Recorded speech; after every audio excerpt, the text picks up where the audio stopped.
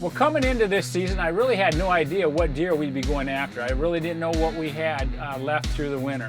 So the way you find out is get the cameras running and put the Big&J out. And sure enough, it did not take long. We started getting multiple bucks on camera. But there was one buck in particular, a big 10-pointer, and he was not camera shy. He showed up on camera every time I checked it. And he was in an area that was very huntable. And the cool thing is that we saw him one day crossing the river, so I put up one of the cameras, put it on video mode, and sure enough, I got him crossing the river with a couple of does. But the cool thing about it was there was a thunderstorm coming behind him, and the clip turned out to be awesome.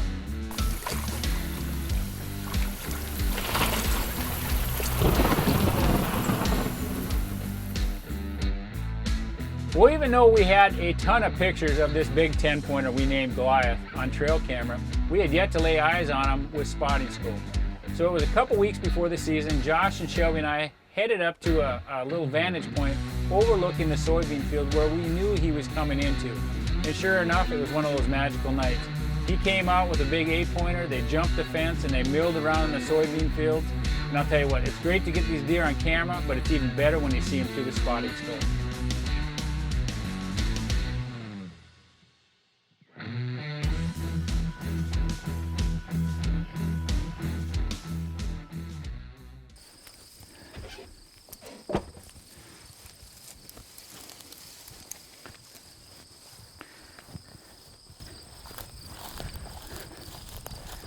Got a nice southeast wind.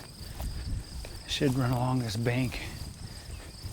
And if the deer do what they've done before, they're not gonna smell us until it's over. And look at this. Oh my gosh, Kurt, I just found that big shed. It's right here. That big 10, the one that I found down here earlier, he's sitting right there. I've never found one like this.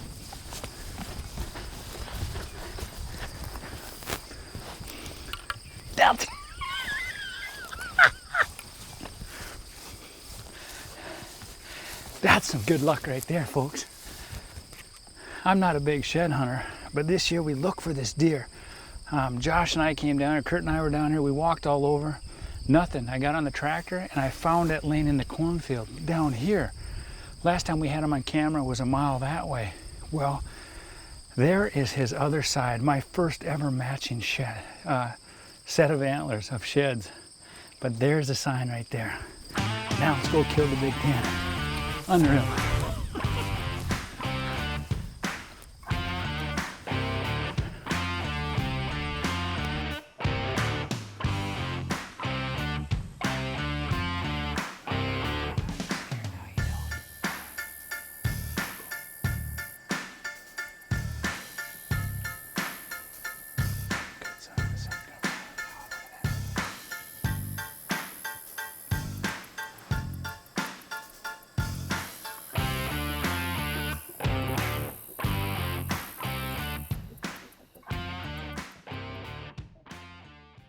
You know, one of the things we really look forward to, not just only the hunt, is just being down at the cabin, being with friends and family. And this was opening weekend, so there was a little bit more excitement in the air. And we also had a good friend of ours, Easton Holder from Raised Hunting from the Outdoor Channel in camp. Easton's been a friend of our family for the past 6 or 7 years, and we are super excited to have him around, hanging out with us, just having a good time. Well, after the first night of sitting in the banks blind in the soybean fields, Kurt and I decided to change it up a little bit. We had a great wind to head back into the trees a little bit. We were going back into a little honey hole. I had a little food plot in there we call a kill plot because it's a place the deer like to come. They hang up there before they hit the big field. So Kurt and I crossed the river, got set up, and hoped that we'd have a great evening.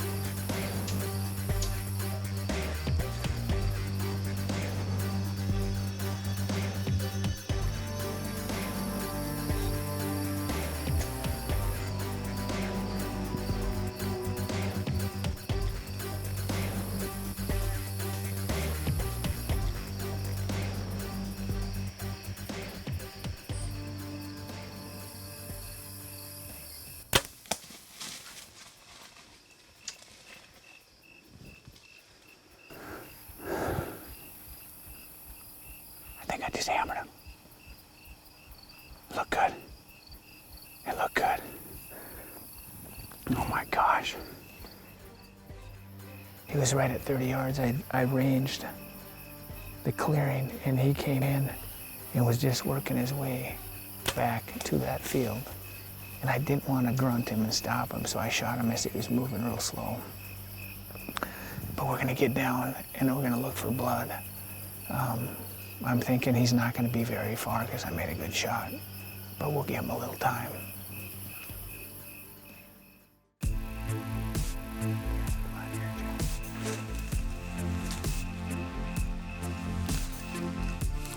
Oh man, I love him. He's gorgeous. But absolutely a beautiful deer, my best ever. I got to thank everybody. I thank my brother, first and foremost, because this is our place. We do the work together. My family, my wife puts up with me being gone a lot.